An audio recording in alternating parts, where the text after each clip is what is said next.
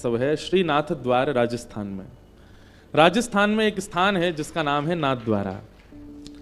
वहां पर ये जो पीछे खड़े हैं ना वंशी बजाए वाले, यही इस मुद्रा में खड़े हैं श्री गिरधर गोपाल, श्री गोवर्धन नाथ जी।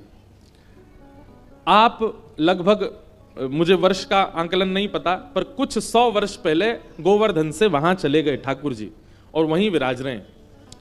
तो वही हमारे श्रीनाथ जी हैं, श्री गोवर्धन नाथ जी हैं। उन्हीं के श्री चरणों में प्यारे गिरधर लाल जी का 6वां जन्मोत्सव मनाया जाएगा। प्रथम जन्मोत्सव भी वहीं मनाया गया था और अब 6वां जन्मोत्सव भी वहीं मनाया जाएगा श्री ठाकुर जी का। हमारे श्री राधा रानी प्रेम सेवा समिति के सब लोग तो आ ही रहे हैं, वहां इन सबको सेवा करनी है ठाकुर जी की। आप सब बिसौली वासी भी जिन जिन के मन में भाव हो वो हमारे समिति वालों से संपर्क कर लेना और सब लोग अपना नाम लिखवा देना। बोले हम भी चलेंगे 7 दिन के लिए, फिर जनवरी में वहां पधारो राजस्थान में। और वहां सुबह इसी समय कथा हुआ करेगी 9 साढ़े 9 बजे से 12 बजे तक। फिर 12 बजे ठाकुर जी की मंगला आरती। जैसे अभी लाल जी वहां कक्ष में विराज रहे हैं, उस समय ठाकुर जी पंडाल में ही पीछे कक्ष बना होगा, खूब सुंदर व्यवस्था होगी और बिल्कुल व्यास मंच के पीछे ही दरवाजा होगा। श्री लाल जी की मंगल राजभोग आरती हुआ करेगी दोपहर में। फिर उसके बाद हम सब प्रसाद पाएंगे, थोड़ा घूमेंगे फिरेंगे। शाम को फिर उत्सव हुआ करेंगे। उत्सव का प्रारंभ 5:30 बजे से हुआ करेगा। भारतवर्ष के सुंदर लोक संगीत के गायक, कोई नृत्य कला के गायक, नृत्य कला के कर्ता आदि आदि सब पधारेंगे, ठाकुर जी को मनोरंजन करेंगे। हम आप सबका मनोमंथन होगा। नित्य नए नए उत्सव होंगे। एक दिन ठाकुर जी का पालना उत्सव होगा, एक दिन ठाकुर जी का 56 भोग उत्सव होगा। अब उत्सव कुछ कुछ ऐसे हैं जो कभी किसी ने देखे ही नहीं है, उनको देखने के लिए फिर वहीं आओ, हम यहाँ से नहीं बताएंगे कौन कौन से उत्सव है। मकर संक्रांति हमारे श्री लाल जी का जन्मोत्सव होता है और उस दिन इस बार वहां पतंगबाजी भी होगी। तो सब श्रोता व्यास जितने महाराज आएंगे सब लोग मिलकर के पतंग उड़ाएंगे। राजस्थान का तो बहुत बड़ा उत्सव है। तो श्री गिरधर लाल जी की पतंग भी उड़ेगी इस बार। और भी कई क्रिया वहां, मतलब कथा क्रम तो सत्संग के भांति होता है, ठाकुर जी की लीलाओं के भांति होता है। वहां पे उत्सव बहुत होते हैं।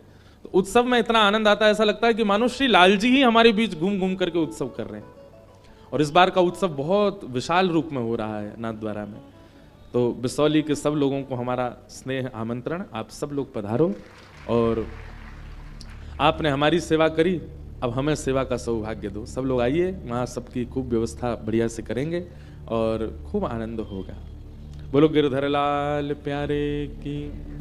एक अजब कुमारी नाम की गोपी थी, ध्यान से सुनो। हमारे श्रीनाथ जी गिरिराज जी से वहां क्यों चले गए?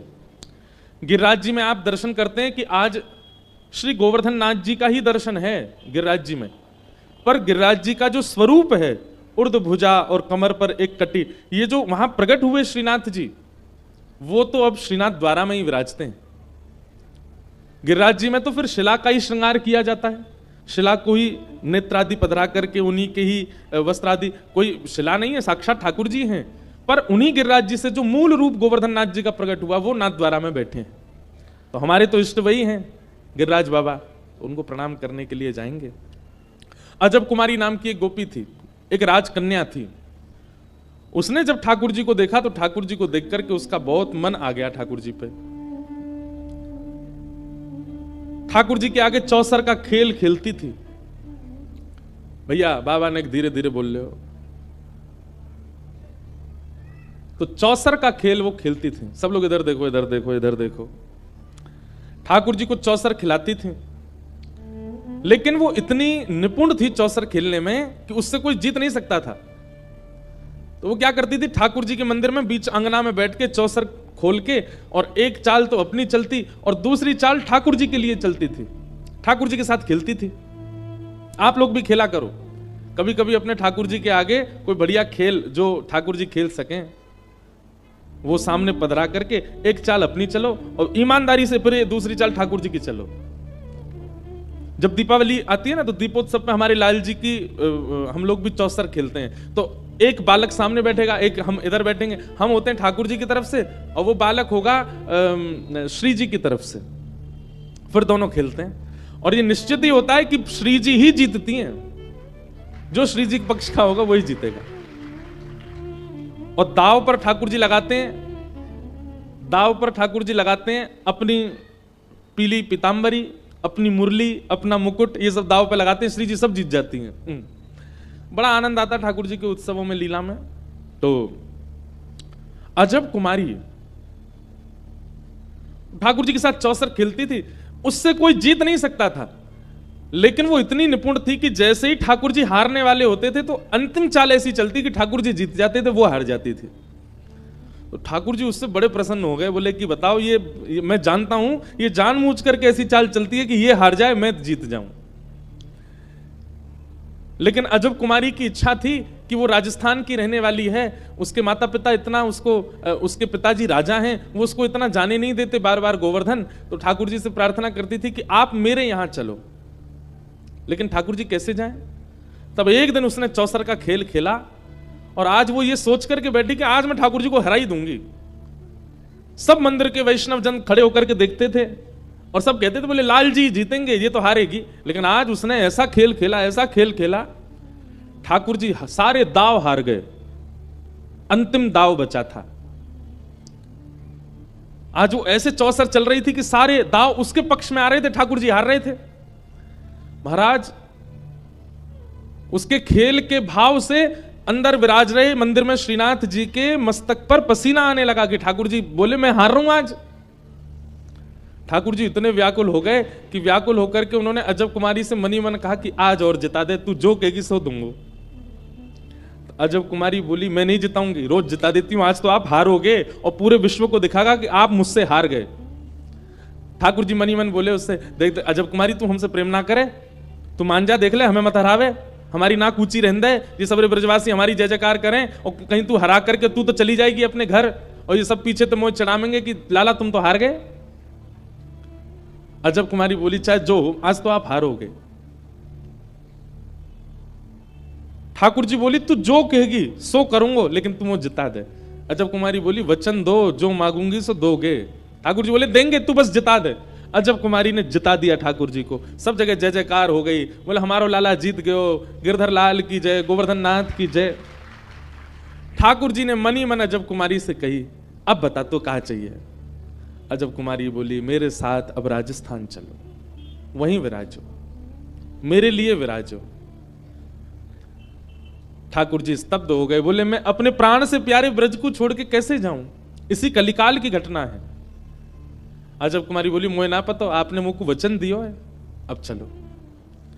अजब कुमारी के लिए हमारे श्री गोवर्धन नाथ जो कि श्री गिरिराज जी में प्रकट हुए, वे नाथ द्वारा विराज गए, मेवाड़ चले गए और वहीं विराजमान हो गए अजब कुमारी के लिए। तो हमारे ब्रज को लाला वहां बैठो है, उनसे हम प्रार्थना करने जाते हैं, उनसे मिलने जाते हैं, उनके सन्मुख दर्शन करने जाते हैं। तो इस बार का उत्सव उनके चरणों में आप सब लोग सादर आमंत्रित हैं। प्यारे ठाकुर जी का रुक्मणी जी के साथ में विवाह हुआ। आज का जो कथाक्रम है वो गृहस्थों के लिए ज्यादा है, तो जितने भी यहां गृहस्थी बैठे हैं, जिनके विवाह हो चुके हैं और जिनके होने वाले हैं, बहुत ध्यानपूर्वक सुनिएगा। भगवान का विवाह रुक्मणी जी के साथ में हुआ। रुक्मणी लक्ष्मी हैं, लक्ष्मी यानी कि हम आप सब लोग धन को लक्ष्मी मानते हैं, संपत्ति को लक्ष्मी मानते हैं। वास्तव में हमारी संपत्ति का उद्देश्य क्या होना चाहिए? वो हमारी कामनाओं की पूर्ति के लिए हो, हमारे परिवार की इच्छाओं की पूर्ति के लिए हो, लेकिन कुछ अंश हमारी संपत्ति का ठाकुर जी से विवाह के लिए रखा कीजिए। विवाह के लिए मतलब लक्ष्मी भगवान को ब्याहती है। अब ये कथा हुई, पंडाल फ्री में तो नहीं बना, धन लगा, यहां सारी व्यवस्थाओं में धन लगा। आज भंडारा होगा, बाहर भट्टी चल रही है, उसमें भी धन लगेगा। इतने सब लोग आए, लाइट की व्यवस्था हुई, लाइव टेलीकास्ट हुआ, माइक लगा, व्यास जी आए, ब्राह्मण आए, सब संगीतज्ञ आए, सबका आना जाना, सबका रुकना, सबको भोजन। इतने 7 दिनों में लक्ष्मी का व्यय खूब होता है, लेकिन वास्तव में ये लक्ष्मी व्यय नहीं है, ये हमारी लक्ष्मी का नारायण से विवाह है। जब हम किसी अनुष्ठान में, वैदिक क्रम में, किसी आध्यात्मिक क्रम में अपनी लक्ष्मी प्रदान करते हैं, तो अपनी लक्ष्मी को श्री ठाकुर जी से ब्याहते हैं। तो साल में 1 बार, साल में 2 बार, बहुत लक्ष्मी है तो 3-4 बार ठाकुर जी से उसका ब्याह कराया करो। कुछ ना कुछ वैदिक अनुष्ठान किया। आप वृंदावन जाते हैं ना, वह जाने में जो खर्चा होता है वह भी आपकी अंश लक्ष्मी का ठाकुर जी से ब्याह है। जब आप भगवत विमुख किसी कार्य में लक्ष्मी का व्यय करते हैं तो वो आपके लिए खर्चा हो रहा है, वो खर्चा आपके भोग में गिना जाता है। लेकिन जो खर्चा आप ठाकुर जी के संबंध में करते हैं, चाहे वो आप अपने दर्शन के लिए कर रहे हो, परिक्रमा के लिए कर रहे हो, दान के लिए कर रहे हो, पुण्य के लिए कर रहे हो, वो सारे खर्चे ठाकुर जी से लक्ष्मी के ब्याह के रूप में देखे जाते हैं। एक प्रकार से इस कथा के माध्यम से जितने लोगों ने यहां धन लगाया उन सबकी लक्ष्मी भगवान से ब्याह ली और उन सबके दामाद बन गए ठाकुर जी। क्यों? उन सबकी लक्ष्मी को ठाकुर जी ने स्वीकार किया। रुक्मणी जी से भगवान का विवाह हुआ। लक्ष्मी की 3 गति होती हैं, उत्तम, मध्यम और अधम। लक्ष्मी का व्यय करने वाले उत्तम व्यक्ति का लक्षण है कि उत्तम व्यक्ति दान करता है, मध्यम व्यक्ति भोग करता है और अधम व्यक्ति नाश करता है, जबरदस्ती खर्च करता है अपने ऐशो आराम और भोग विलास में। उत्तम व्यक्ति कौन? जो अपने लिए कम खर्च करे, सबके लिए ज्यादा, इनकी सहायता हो जाए, गरीब कन्याओं का ब्याह हो जाए, इन लोगों की सहायता के लिए बालक विद्यालय में पढ़ लें, एक कथा हो जाए, नगर के सब लोगों को कथा सुनने को मिल जाए, सबको लेकर के हम हरिद्वार चले गए, गंगा स्नान करा लाए। इस प्रकार के दान पुण्य जो करता है वो उत्तम व्यक्ति। जो लक्ष्मी का व्यय अपने लिए कम, सबके लिए ज्यादा करे। मध्यम व्यक्ति कौन? जो सबके लिए कम व्यय करे, अपने लिए ज्यादा करे। दान करने की बात आवे तो 1 रुपया ही निकलता है, और जब भोग करने की बात आवे तो 100 रुपए निकलते हैं। इस प्रकार का व्यक्ति मध्यम व्यक्ति। और अधम व्यक्ति कौन है? बोले अधम व्यक्ति दान के नाम पे चिढ़ और जाता है, केवल अपने ही लिए, मैंने कमाया, मेरी लक्ष्मी, मेरा पैसा है, मेरे योग में रहेगा। इस प्रकार अपने भोग विलास और अपने सुख संपत्ति में ही केवल धन का व्यय करना, अन्य कहीं भी उसका सदमार्ग पर व्यय ना करने वाला व्यक्ति, ऐसा व्यक्ति का नाश होता है।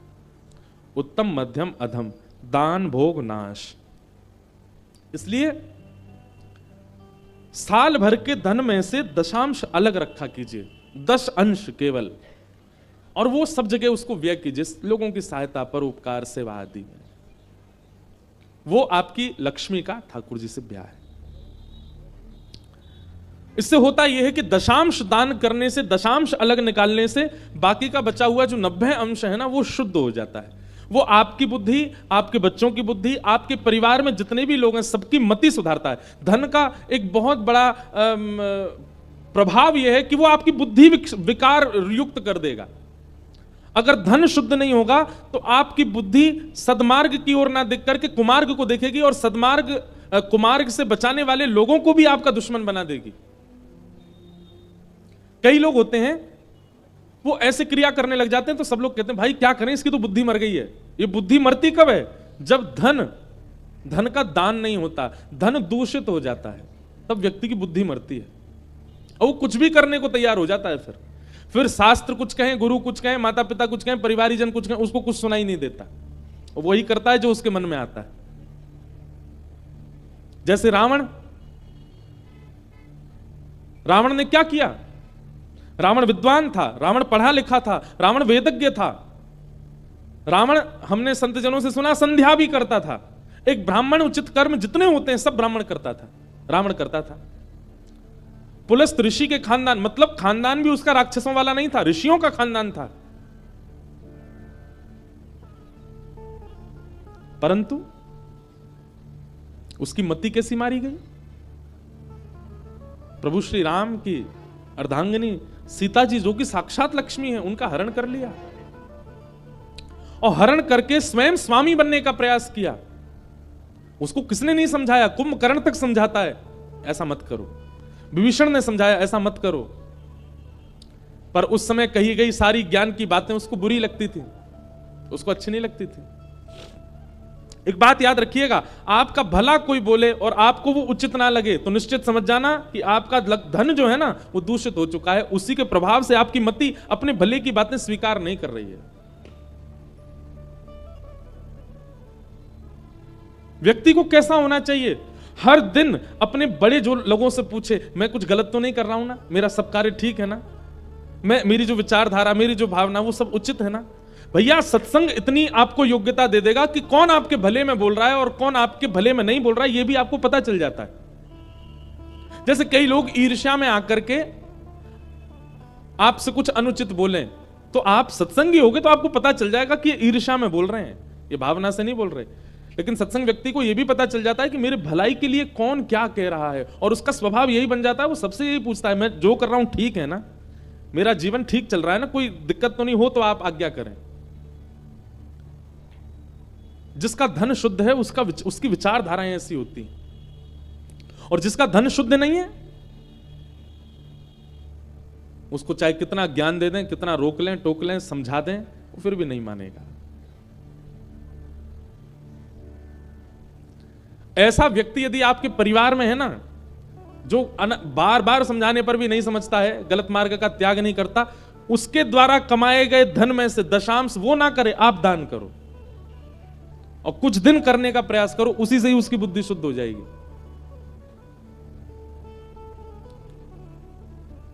धन विकार युक्त होगा तो बुद्धि विकसित नहीं हो पाएगी। इसलिए अपनी अपनी लक्ष्मियों का ब्याह किया करो ठाकुर जी के साथ, कभी कभी अवसर मिले तो। भगवान का रुक्मणी जी से ब्याह हुआ, दूसरा विवाह भगवान का हुआ जाम्बती के साथ। अब यह विवाह कैसे हुआ? एक समंतक नाम की मणि थी द्वारिका में, सत्राजित यादव के यहां। भगवान ने जाकर के सत्राजित से कहा कि भैया ये मणि हमको दे दो, हम द्वारिका के कार्यालय में इसको रखेंगे। इस मणि से हजारों किलो सोना रोज होता है, अकेले व्यक्ति तुम इतने सोने का क्या करोगे? तुम बता दो तुमको कितना सोना चाहिए, रोज हम तुम्हारे घर भिजवा दिया करेंगे, बाकी का जो सोना है द्वारिका के विकास में लगाएंगे। लेकिन सत्राजित यादव ने भगवान को वह मणि देने से मना कर दिया, और कुछ दिन बाद वही मणि सत्राजित का छोटा भाई पहन करके कहीं गया तो वन में शेर ने मार करके वो मणि चुरा ली, शेर को भालू ने मार करके वो मणि चुरा ली, और इल्जाम लग गया भगवान द्वारिकाधीश के ऊपर। जब 5 दिन तक छोटा भाई लौट करके नहीं आया तो सत्राजित ने पूरे द्वारिका में हल्ला कर दिया, मेरे से मणि मांगने आए थे द्वारिकाधीश, मैंने देने से मना किया तो मेरे भाई का अपहरण करके इन्होंने मणि चुरा ली है। सोचो, इस दुनिया ने भगवान को नहीं छोड़ा तो हम तो इंसान हैं। द्वारिका के लोग जिन द्वारिकाधीश जी से लेकर के खाते हैं, जिनकी वजह से रह रहे हैं, जिनकी वजह से सो रहे हैं, जिनकी रक्षा में पूरी द्वारिका आनंद कर रही है, उन लोगों ने एक बार भी विचार नहीं किया कि हम भगवान के ऊपर आरोप कैसे लगा सकते हैं।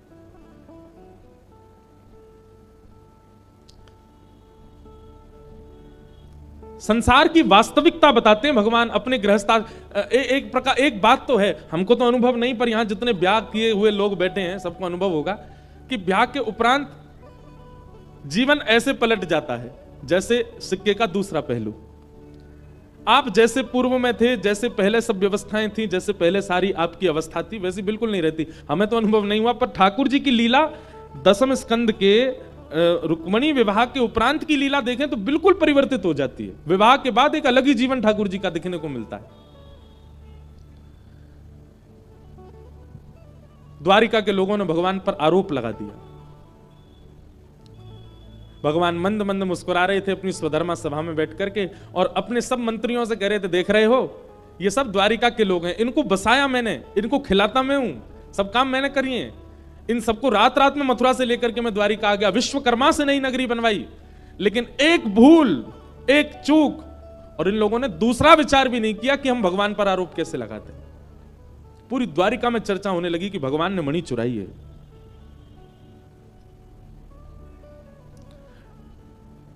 मंत्री सब बोले, भगवान अब क्या करना है? तो देखिए ठाकुर जी कितना अच्छा सूत्र देते हैं कि यदि किसी व्यक्ति का अपराध नहीं है तो उस व्यक्ति को दो काम करने चाहिए। क्या? एक तो मुख बंद रखो, और दूसरे हाथ पैर ज्यादा मत मारो, जितना हो सके शांति में बैठ जाओ, क्योंकि सत्य का स्वभाव है वो एक दिन अपने आप प्रकट होगा। भगवान बोले मुझे सफाई नहीं देनी किसी।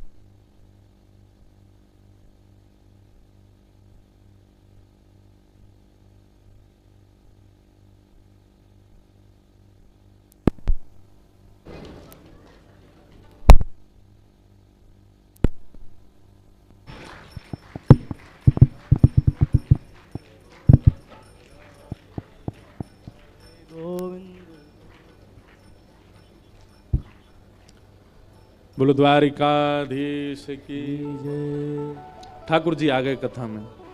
आज विश्राम दिवस है ना, तो इसलिए ठाकुर जी कथा को विदा करने आए हैं। तो ठाकुर जी ने किसी को सफाई नहीं दी कि भाई हमने ऐसा कुछ नहीं किया है, बल्कि ठाकुर जी अपनी सेना के साथ निकले। बोले ढूंढ के तो आए, ये मणि गई कहां।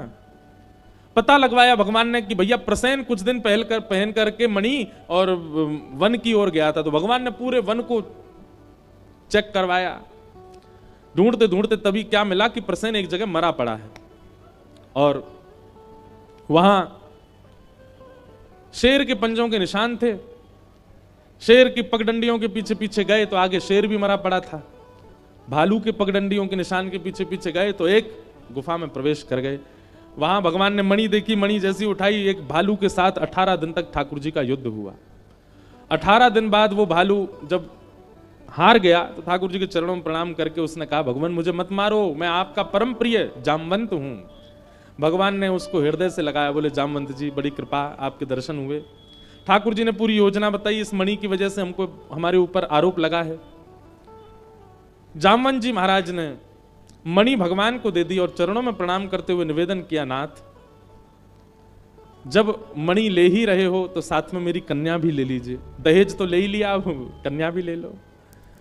और अपनी पुत्री जामवती का हाथ भगवान के हाथ में देके कन्यादान किया। भगवान का दूसरा विवाह श्री जामवती के साथ हुआ। ठाकुर जी कोई स्त्री विशेष से ब्याह नहीं करते। ऐसा कहीं कहीं वर्णन भी आता है। कुछ संतजन कहते हैं कि जामवती जी जो हैं वो रीछ के भांति रूप में ही हैं, भगवान ने उनसे ब्याह किया। रूप, यौवन, संपत्ति, इनसे ठाकुर जी को आप कभी प्रभावित नहीं कर सकते। ये बात सदैव याद रखिएगा। रूप, यौवन, संपत्ति संसार के लोभ के लिए है, ठाकुर जी की प्रसन्नता के लिए नहीं है। भगवान ने जामवती के साथ में विवाह किया। द्वारिका में आकर के भगवान ने मणिपुरी द्वारिका को दिखाई। जामवती जी और जामवंत जी ने गवाही दी कि भाई ऐसे ऐसे हमको तो शेर से मिली और शेर को प्रसेन से मिली थी, भगवान ने इसमें कुछ नहीं किया है। तब सब द्वारिका के लोगों ने ठाकुर जी से क्षमा मांगी कि हमने आपके ऊपर आरोप लगाया, हमें क्षमा करो। भगवान बोले ये संसार का धर्म है। बंधुओं, विष और अमृत क्या है? सम्मान अमृत है और अपमान विष है। और समुद्र मंथन जब होता है, पृथ्वी का मंथन जब होता है, तो पृथ्वी के मंथन में दोनों निकलते हैं, विष और अमृत दोनों। तो अमृत क्या है? सम्मान, और विष क्या है? अपमान। पर हमारी भावना ऐसी, हम सब अमृत ही पीना चाहते हैं, हम सबको सम्मान ही चाहिए। पर मैं कथा में कहा करता हूं, जो विष पीता है, जो अपमान सहता है, अमृत पीने वाले तो देव कहलाते हैं, पर विष पीने वाले महादेव कहलाते हैं।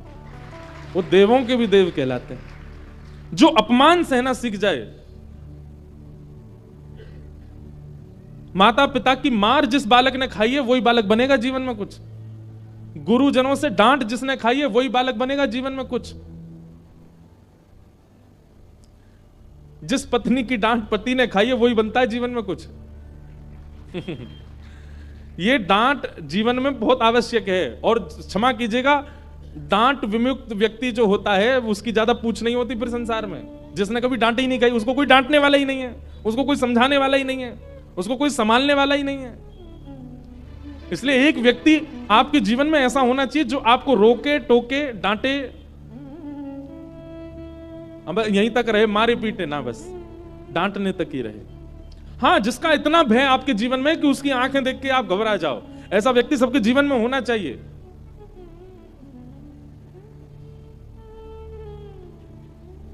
और वही व्यक्ति कुछ बन पाएगा। तो एक व्यक्ति ऐसा जीवन में रखिए। अब इसको कोई खरीद के थोड़ी लाओगे, लेकिन घर का कोई ऐसा व्यक्ति हो जो थोड़ा रोक टोक करना जानता हो, उसके थोड़े समीप रहा करो। गोस्वामी तुलसीदास जी कहते हैं, निंदक नियर ही राखी, निंदकों के थोड़ा समीप रहो।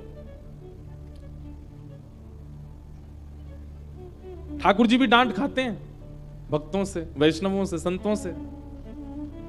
वे भी सदा पूजने में आनंदित नहीं होते, वे भी डांट खाते हैं कभी कभी। एक दक्षिण भारत में अनंताचार्य नाम के एक वैष्णव थे। तो वे श्री तिरुपति बालाजी दर्शन करने गए। हमारे इष्ट हैं श्री तिरुपति बालाजी, लेकिन हम ब्रजवासी हैं इसलिए हमारे इष्ट हैं श्री गोवर्धननाथ। पर हमारी दीक्षा रामानुज परंपरा में, इसलिए हमारे इष्ट देव श्रीमन नारायण हैं। पूरी कथा हमारी नारायण भगवान ही बैठ के सुनते हैं सामने।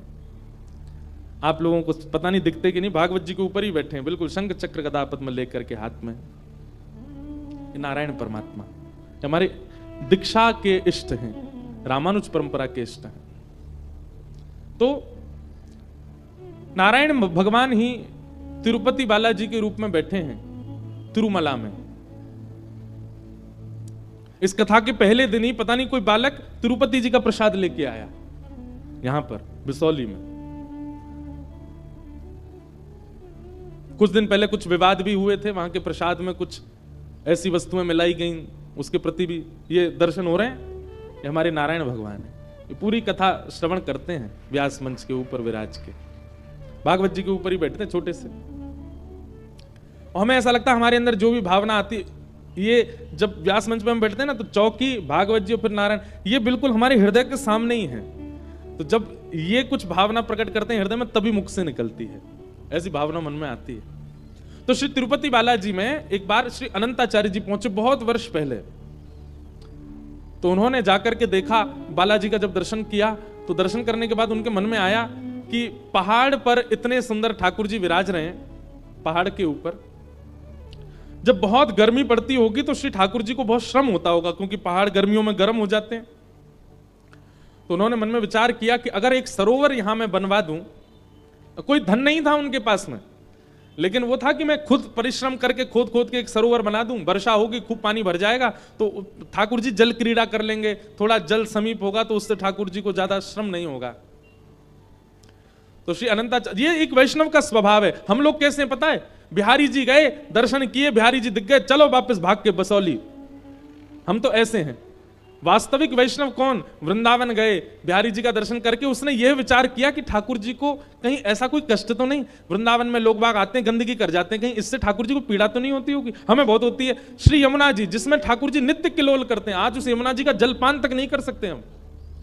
ऐसी भावना जिसके चित्त में प्रकट होती हो कि मैं धाम के लिए कुछ कर जाऊं, मैं ठाकुर जी के सुख के लिए कुछ करके जाऊं। उनको तो सब कुछ है, पर फिर भी मेरे मन की भावना कि मैं कुछ ठाकुर जी के लिए करूं। ये फूल बंगला आज एक अलग भावना से बनवाते हैं लोग वृंदावन में। ये किस लिए किए जाते थे कि बहुत गर्मी होती है तो भैया खूब सारे मोंगरा के, खूब सारे चमेली के पुष्प इकट्ठे करके हम ठाकुर जी का बंगला बनवाएं, ठाकुर जी को ठंडक रहे। पर अब लोग बंगला इसलिए बनवाते हैं बिहारी जी के बिल्कुल नीचे पोस्टर पर अपना नाम लिखवा सकें, दुनिया को दिखे हमने बंगला बनवाया। तो क्रियाएं ठाकुर जी के सुख के लिए की जाती हैं। तो अनंताचार्य जी ने मन में विचार किया कि मैं एक सरोवर का निर्माण यदि तिरुपति बालाजी ऊपर पर्वत पर कर दूं तो ठाकुर जी को सुख रहेगा। उस समय इतना वैभव नहीं था। तो अनंताचार्य जी, उनकी पत्नी वो सगर्भा थी, उनके गर्भ में कुछ महीने का बालक था, वो भी साथ में थी। तो उन्होंने अपनी पत्नी से कहा, देखो हम ठाकुर जी के लिए एक सरोवर बनाएंगे, गड्ढा खोदेंगे, यहाँ पे वर्षा होगी तो बढ़िया जल भर जाएगा, ठाकुर जी को सुख मिलेगा। अब हम अकेले हैं, हमारे साथ कोई तो नहीं, तुमको थोड़ी सी हमारे साथ परिश्रम करना पड़ेगा। पत्नी बोली, क्या करना है? बोले, हम पत्थर काटेंगे, गड्ढा करेंगे, उसको एक परात में भरेंगे, तुम उसको उठा करके दूर पटक के आया करना, दूर जब एक स्थान है वहां फेंक दिया करना। पत्नी बेचारी गर्भवती थी, लेकिन पति के साथ उसने कोई मना नहीं किया, वो ठीक है मैं करूंगी। लेकिन हमारे ठाकुर जी को बड़ी दया आ गई। बोले, बताओ ये मेरे लिए इतना विचार कर रहे हैं, और इनकी पत्नी सगर्भा को तो आराम करना चाहिए, वो उठा करके सामग्री फेंकेगी। अनंताचार्य जी भरते और पत्नी को देते, पत्नी बेचारी सिर पर रख करके जाती थोड़ी दूर। 1-2 दिन निकल गए, ठाकुर जी से सहन नहीं हुआ। 1-2 दिन नहीं निकले थे तो 1-2 बार ही वो गई थी, ठाकुर जी से नहीं हुआ। ठाकुर जी तुरंत एक नन्हे से बालक का रूप, सांवरा सलोना स्वरूप बना लिया ठाकुर जी ने। और ठाकुर जी आते और वो मैया जैसे उठा के नेक दूर आती, तुरंत आते और ठाकुर जी इशारे से करते, लाओ हमको दो। तो बेचारी वो गर्भवती थी, थोड़ी थक तो जाती थी। अच्छा तुम मेरी सहायता कराओगे, लो एक हाथ से तुम पकड़ो, एक हाथ से मैं पकड़ूं। तो जैसे ही वो नीचे करते, ठाकुर जी छीन के भागते और लेके जाते और दूर पटक के तुरंत आते और परात खाली दे देते, ले जाओ। तो उनको लगा बेचारा छोटा सा बालक है, बड़ी सहायता कर रहा है मेरी। अब अनंताचार्य जी ने विचार किया, मैं खोद करके इसको देता हूं और इतनी दूर पटकने के लिए कहा गया, ये तो बड़ी, मैं दूसरा खुदाई नहीं कर पाता, इतनी जल्दी तो ये आ जाती है। पसीना पसीना हो गया अनंताचार्य। थोड़ी देर बाद बोले, देवी एक बात बताओ, तुम ये कहां पटक के आती हो सारा? बोले, आपने जहां बताया वहीं। वो तुम इतनी जल्दी दौड़ के चली जाती हो, फिर आ भी जाती हो वापस? तब उसने कहा, बोले नहीं देखो, मैं आपसे क्या छुपाऊं, मैं तो उठा के यहां तक ही जाती हूं, वहां एक नन्हा सा बालक है, सांवरा सलोना सा, वो आकर के मुझसे पूरी परात लेके भाग जाता है, वो डाल के तुरंत लाके दे देता है। तो अनंताचार्य जी बोले, कौन बालक है? बोले, आप दो परात में दिखाऊं? परात में भर के जैसे ही लेकर के गए तो कोई और नहीं, साक्षात श्री तिरुपति बालाजी बालक के रूप में खड़े थे। अनंताचार्य जी बोले, ठाकुर जी आप राजा हो, आप धिराजा हो, आप सर्वगुण संपन्न हो, आप पूरे विश्व के नाथ हो, लेकिन ये सेवा का सौभाग्य तो हमारा है, ये हम हमारे पास ही रहने दीजिए, ये हमसे छीनिए मत नाथ। आपकी सेवा करना हमारा धर्म है, हमारा सौभाग्य है, कम से कम ये तो हमको प्रेम से करने दो, आप इसमें भी आकर के जो है हमारी सेवा की चोरी कर रहे हो। ठाकुर जी बोले, नहीं हमसे देखा नहीं जा रहा है, आप लोग इतना श्रम कर रहे हो, और ये तो सगर्वा हैं, उठा के लेके जाती है, हमसे देखा नहीं जाता, हम नहीं कर रहे, हम खुद ही करेंगे। तो कहते हैं श्री अनंताचार्य जी लकुट लेकर के ठाकुर जी को डराते हुए पीछे भागे, बोले मंदिर में चले जाओ, चुपचाप निकल के मत आना बाहर, सेवा का सौभाग्य हमारा है, हमें चुपचाप करने दो। तो ठाकुर जी उनके डर के मारे चुपचाप मंदिर में जाके विराजमान हो गए, बाहर निकल के नहीं आए। बोले भैया इतना डरा रहे हैं, लेकिन ठाकुर जी ने मन में विचार किया, बोले भैया हमसे देखा नहीं जा रहा है, वो उनकी पत्नी सगर्भा है।